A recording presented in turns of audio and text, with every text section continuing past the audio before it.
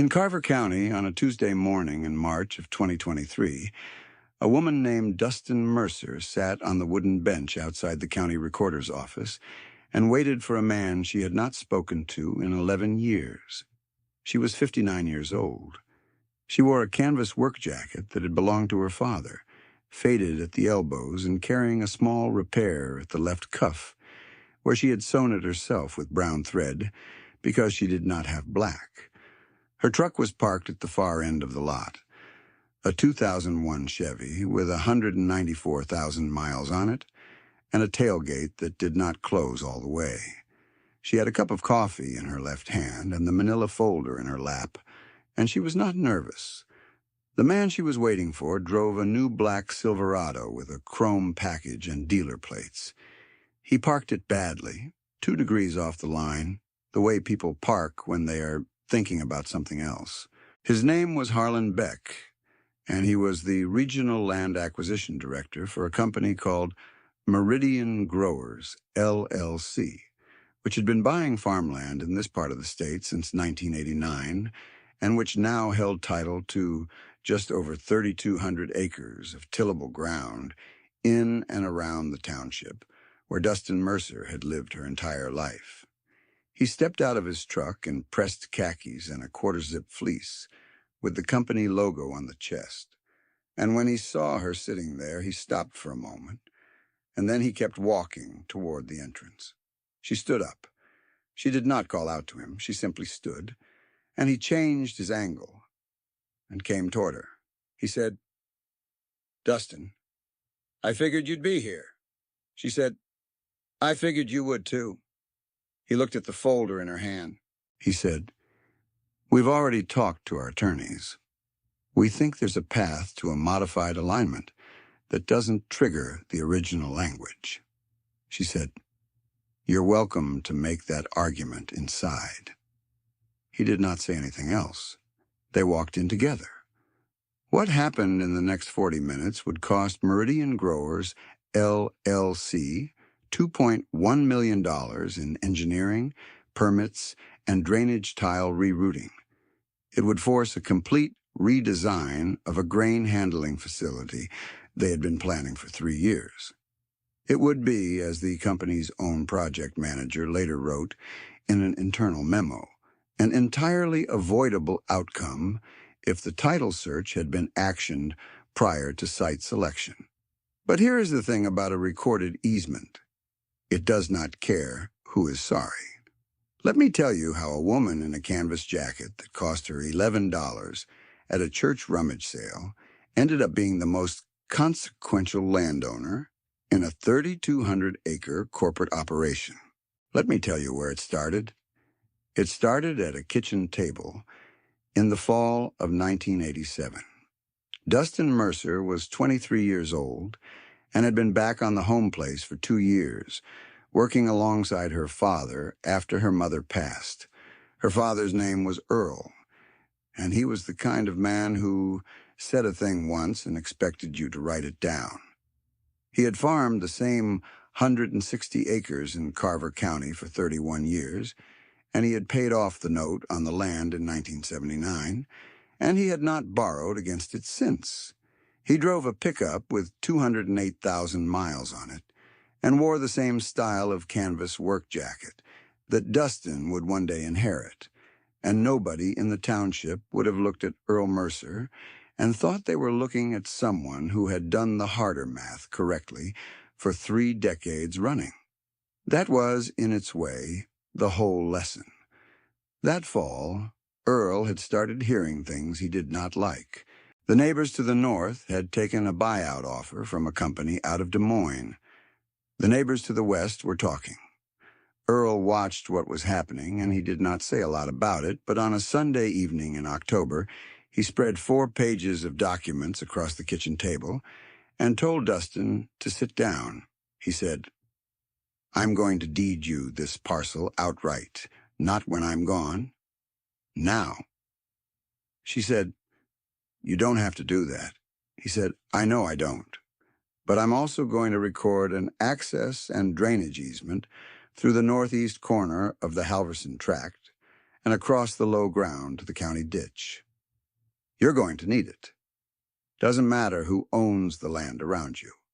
That easement runs with your land, not with theirs. You understand the difference? She said she did. She was not entirely sure she did, but she listened. He explained it the way he explained most things, slowly and without flourish. An easement, a pertinent, he said, is not a permission. It is not a handshake arrangement. It is a recorded right that attaches to the land itself and survives any subsequent sale. If the Halverson tract changed hands 10 times, Dustin's right to drain her low ground through it did not change. If a corporation bought every field between her kitchen window and the county line, the easement was still there, still recorded, still enforceable. The drainage from her back 40 acres had nowhere to go except through that low corner of the Halverson ground. Without it, her back 40 was unworkable in a wet year. Her father had known that since 1958. He had watched the tile lines he laid in 1963 carry water through that corner every spring since, and he understood that drainage rights, like water itself, were easy to overlook until the day they weren't. He recorded the easement by November of 1987. The document was filed with the county recorder, cross-referenced to the deed, and Dustin took a copy home in a manila folder and put it in the drawer beneath the kitchen counter. She forgot about it for years. That was the first thing her father got right. The offers started in 1991. Earl had been right about the direction of things. A company called Prairie Horizon, Inc., which would eventually be absorbed by 2 other companies before settling into the Meridian Grower's name, sent a letter and then a representative. The representative was young, well-dressed for a farm visit, and carried a leather portfolio that looked like it had never been set on a truck seat. He sat at that same kitchen table, where the easement had been explained 4 years earlier, and offered $480 per acre for the 160 acres. Dustin was 27. She thanked him and said no. He said she was welcome to think about it, and she said she had thought about it. He left with the same papers he had brought in. Over the next decade, the corporate operation absorbed the land around her in pieces. The Halverson ground went in 1993. The Richter parcel to the south went in 1997. 3 more tracts went between 1999 and 2001.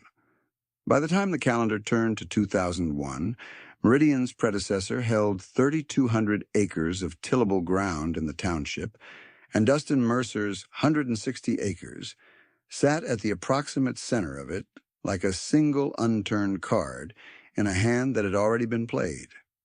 She did not make a show of any of it. She planted corn and soybeans on a 2-year rotation.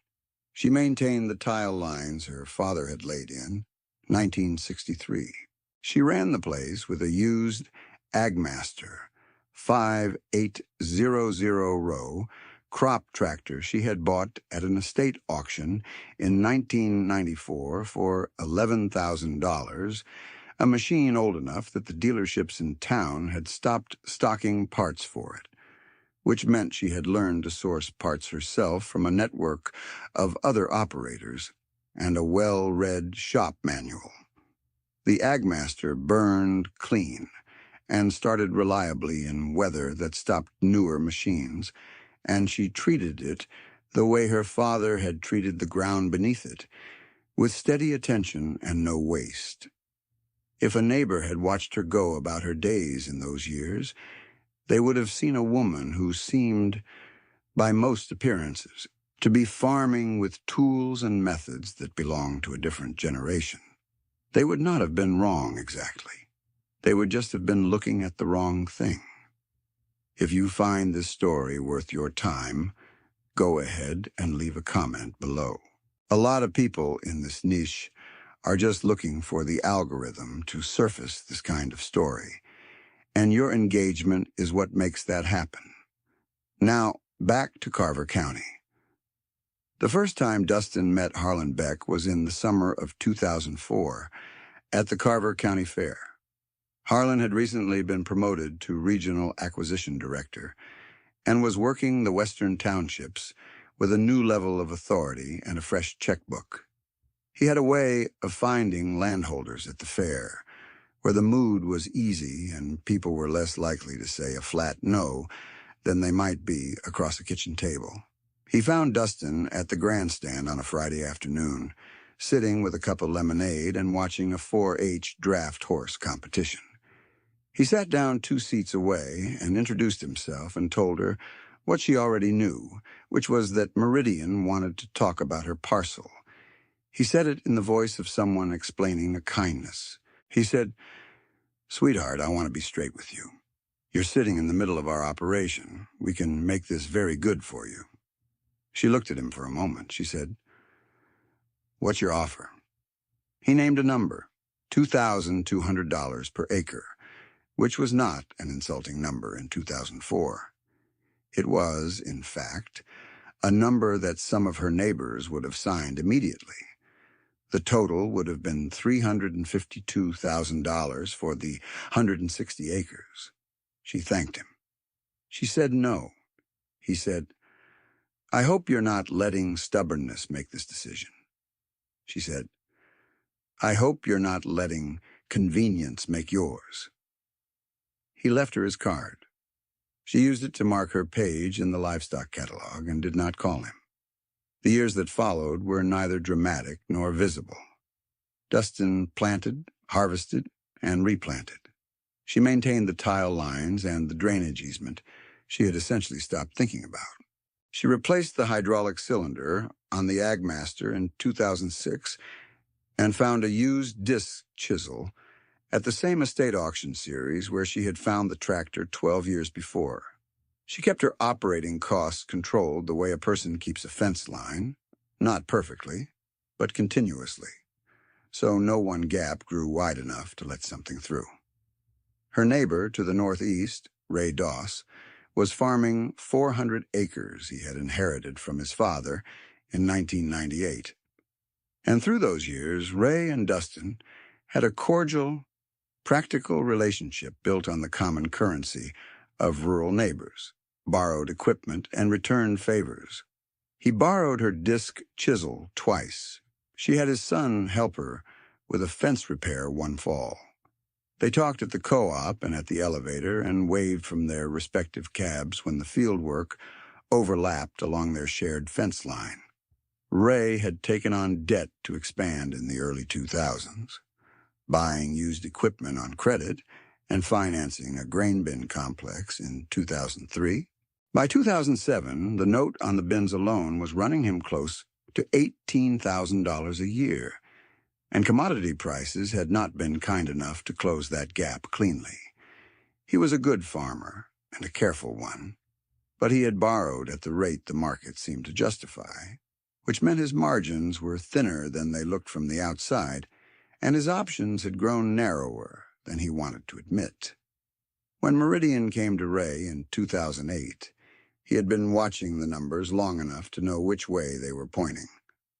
He sold in 2009, $880,000 for 400 acres, $2,200 per acre, the same price Harlan had offered Dustin 5 years before. Ray called it a windfall, and he was not wrong about the gross. He paid off the bin note and the equipment line and had money left over, and for a few months in the spring of 2009, he felt the specific relief of a man who has put down something heavy he had been carrying too long. The leaseback arrangement he signed at the same time seemed reasonable then. $310 per acre annually for the right to farm the land he had just sold. His old ground, his father's ground. Meridian's agronomists would manage the inputs and the rotation. Ray would operate the equipment and deliver the crop. He kept his name on the fields without the weight of owning them. He did not see, in 2009, that the lease rate would not move in his favor as the years went on. He did not see that the arrangement that felt like relief would, over time, come to feel like a different kind of debt. Meridian came to Dustin again that same year with a new number, 2,200 an acre again, holding at the same price as the Ray deal. She said no. She did not ask for more. She simply said no and offered them coffee, which they declined. By 2012, Meridian had grown comfortable with the arrangement. The 3,200 acres around Dustin were fully operational, fully tiled, fully under the company's management structure.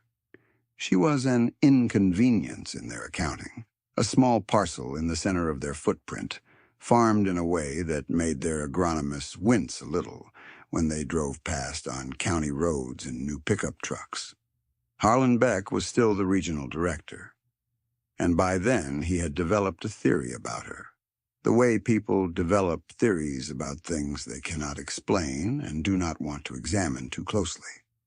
His theory was that she was simply too stubborn to recognize what was good for her, and that patience on his end would eventually reveal the stubbornness for what it was.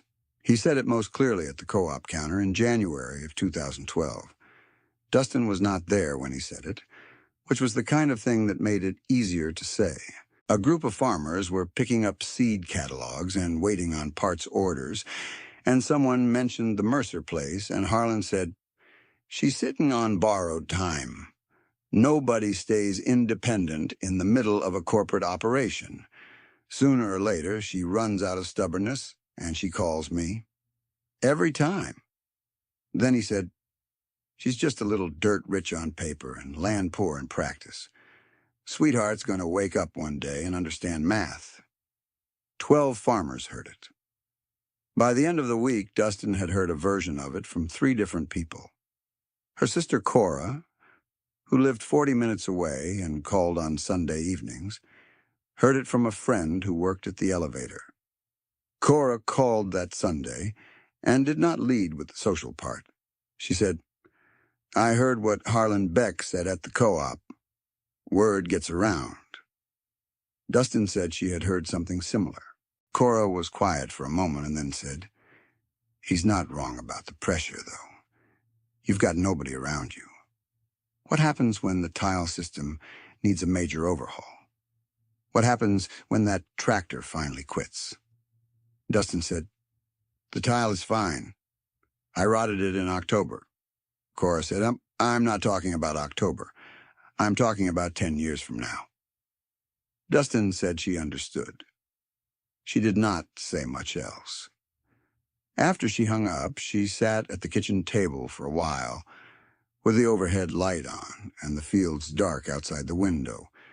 She had been farming alone for 9 years by then, since her father died in 2003. She pulled out the cash flow notebook she kept on the second shelf above the refrigerator and went through the numbers the same way she always did, methodically and without hurry. The 160 acres were paid off. They had been paid off since 1979, before she had been old enough to understand what that meant. She had no note on the equipment. She had no credit facility open with the operating lender. Her input costs for the previous year had run to $31,000. Her crop revenue had come in at $89,000. The difference between those two numbers was, in its quiet way, the whole argument. She put the notebook back on the shelf. She turned off the kitchen light. She did not call Harlan. The private doubt, when it came, arrived in the spring of 2015, and was quieter than Cora's concern.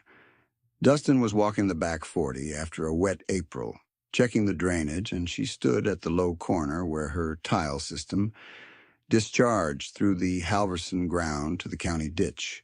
The water was moving. The drainage was working. She stood there for a long time looking at the corner of a field that she had never bothered to remind herself to be grateful for, and she thought about her father sitting at that kitchen table in 1987, spreading those papers out with both hands. She thought, maybe he was just stubborn. Maybe he looked at these 160 acres and decided to hold them because holding was the only thing he knew how to do, and she had inherited the stubbornness along with the deed. It was a fair question. She let herself hold it.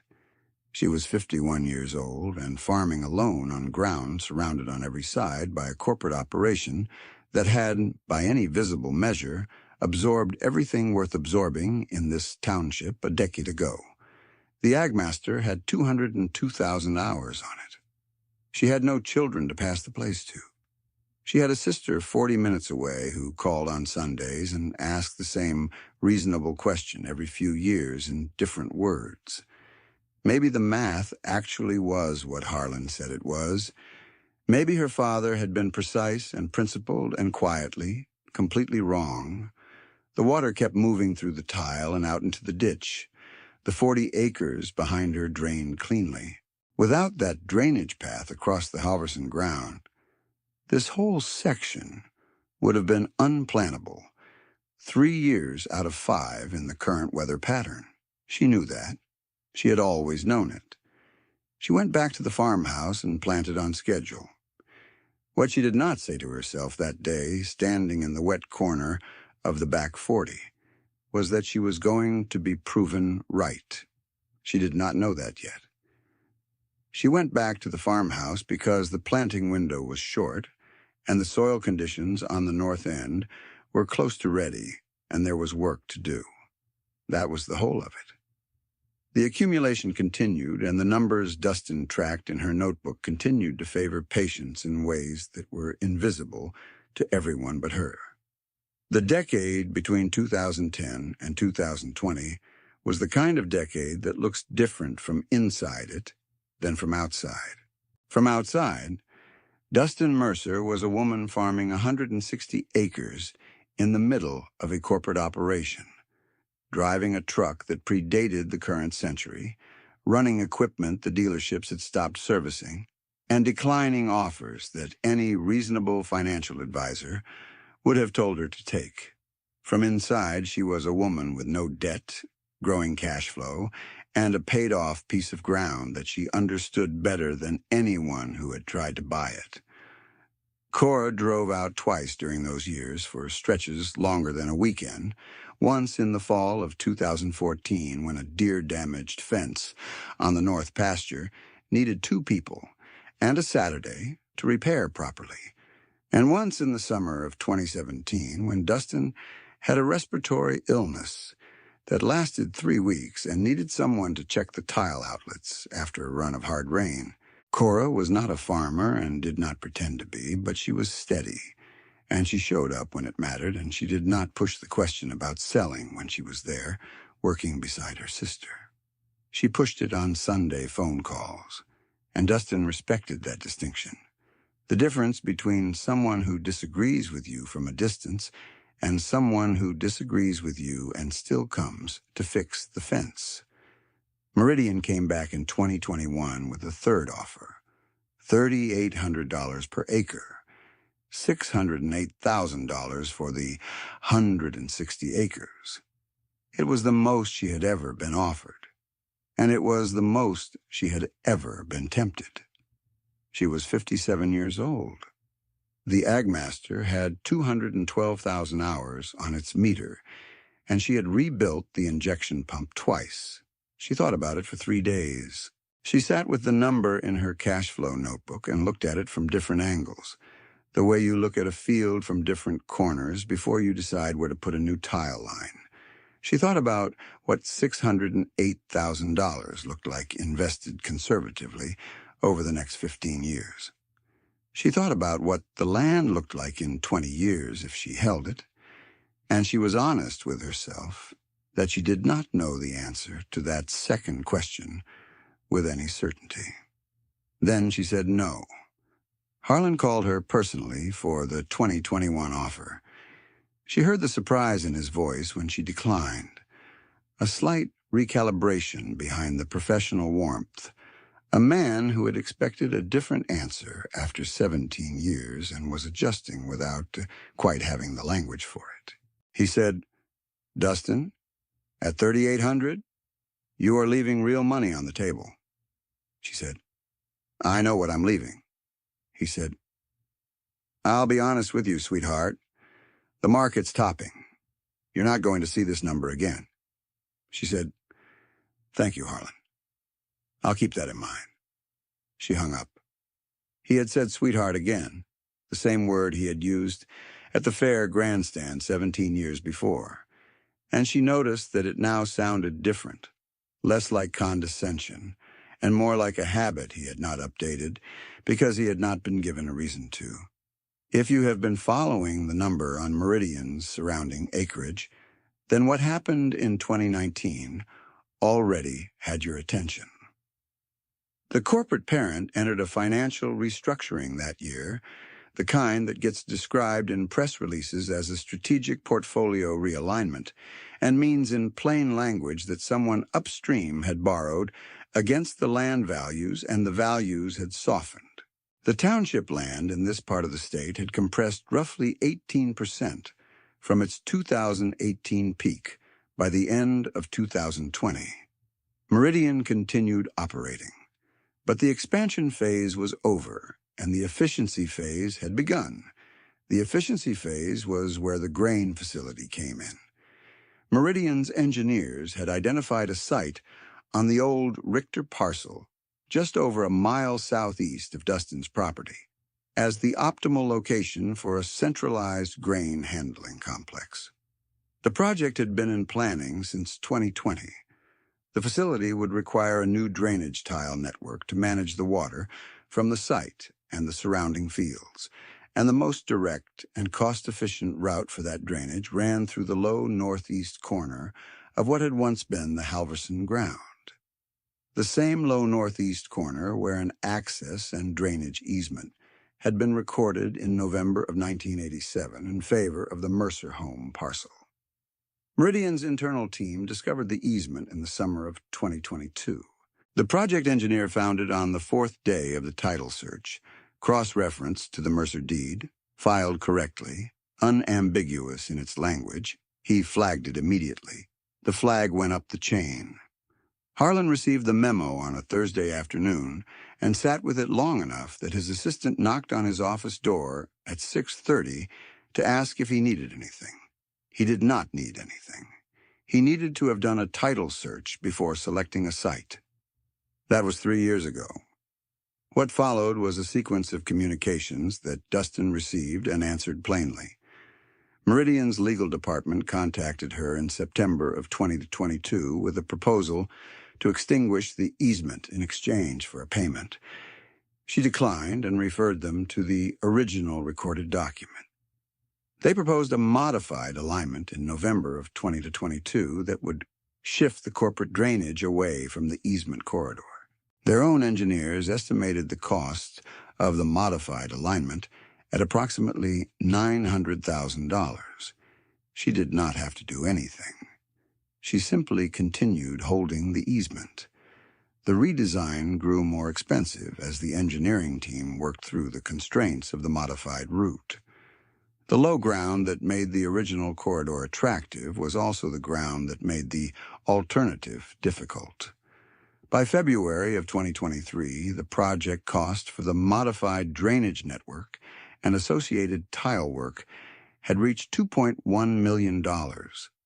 That was when Harlan requested the meeting at the county recorder's office. He had 2 attorneys with him. Dustin had the manila folder her father had used in 1987 and a cup of coffee she had made at home that morning. The county recorder's clerk laid out the original filing, the cross-reference to the Mercer deed, and the full legal description of the easement corridor. One of Harlan's attorneys asked 3 specific questions about the recorded date and the chain of title. The clerk answered each one without hesitation, because the answers were in the document, and the document had been in that office for 36 years. The easement had been recorded in November of 1987. It was permanent and appurtenant. It had been transferred with the Mercer deed and remained in full force. Every subsequent purchaser of the affected parcels, including all predecessors of Meridian Growers LLC, had taken title subject to the recorded easement. A standard title search would have revealed it. Multiple standard title searches over 32 years should have revealed it. Harlan stood very still for a moment. One of the attorneys made a note. The other closed his folder. Harlan said, "So the redesign is the path." The clerk said that was a legal determination outside his authority, but the document was what it was. Harlan turned to Dustin. He looked at her in the way a person looks when they are trying to find the appropriate expression for a moment they had not prepared for, and when they are also becoming aware, somewhere behind that search for expression, that they had not prepared for it because they had not believed it was possible. He said, "Your father recorded this in '87. She said, "He did," he said, "and you've known what it meant all this time." She said, "I knew what it meant when it mattered." He did not say sweetheart. That was the thing she noticed, and she decided later that it was enough.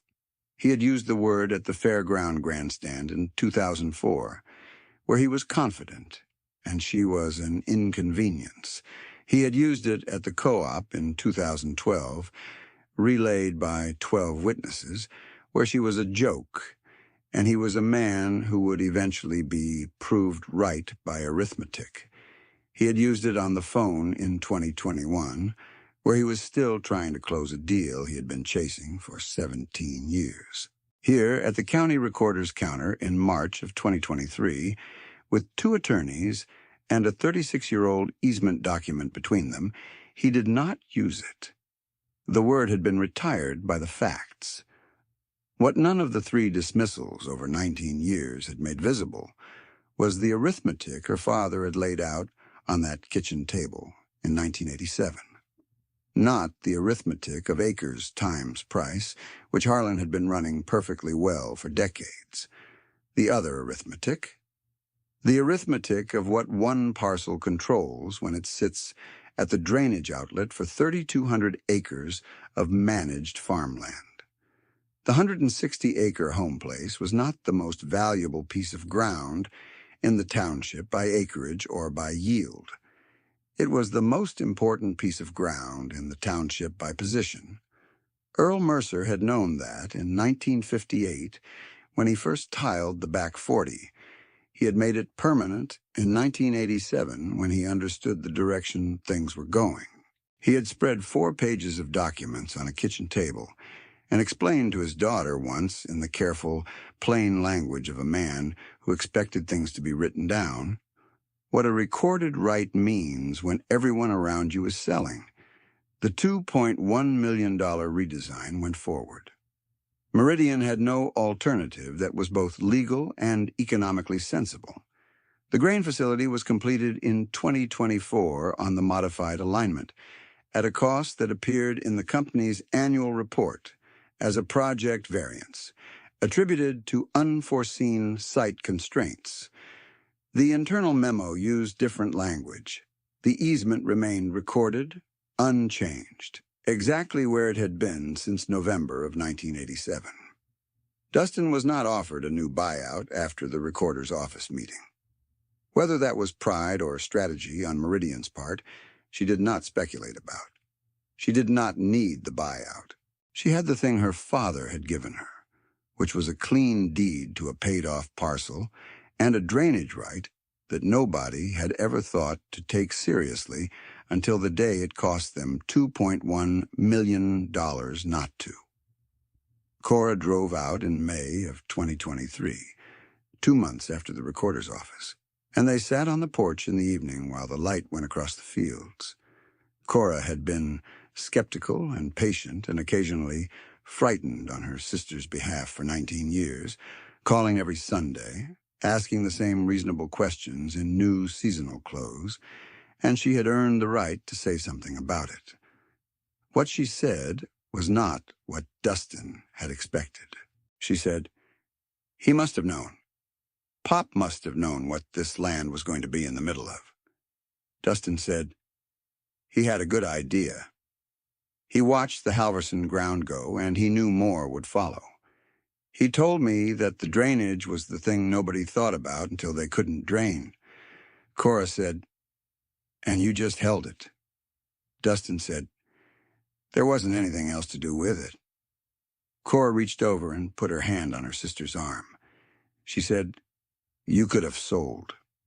Any of those times. You could have taken the money and been done." Dustin said, "I know." Neither of them said anything for a while after that. The evening light crossed the field, and the corporate ground received it the same way the home place did, without preference. Cora sat with her hand on her sister's arm until it was too dark to see the fence line, and then they went inside. Some patience is not stubbornness. The two can look identical for years on end, and only one of them is right. Ray Doss had leased back his 400 acres from Meridian every year since 2009 at $310 per acre annually, a total of $124,000 each year going to a company that owned the ground he had farmed his whole life. By 2024, he had paid Meridian more in cumulative leaseback fees than he had received from the original sale. He understood the math. He had understood it for several years. He drove past Dustin's fence line occasionally on the county road, and the understanding was a little more complete each time, the way an equation becomes simpler the longer you stare at it.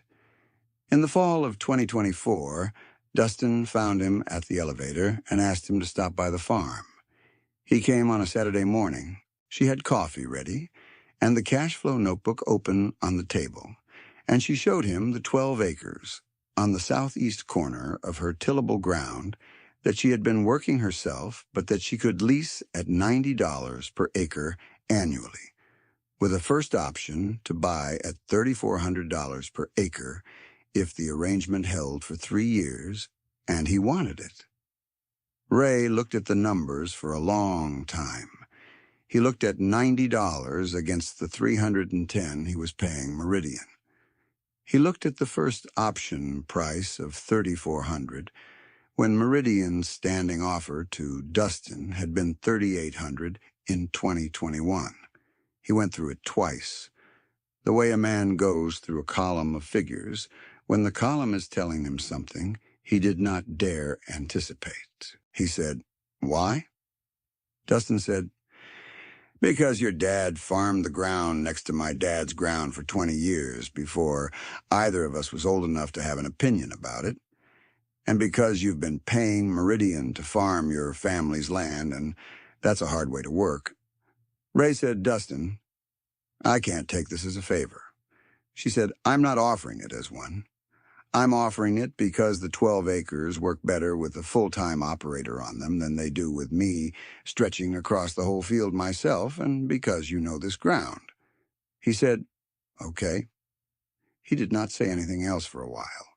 He looked down at the table, and then out at the window, and then back at the table.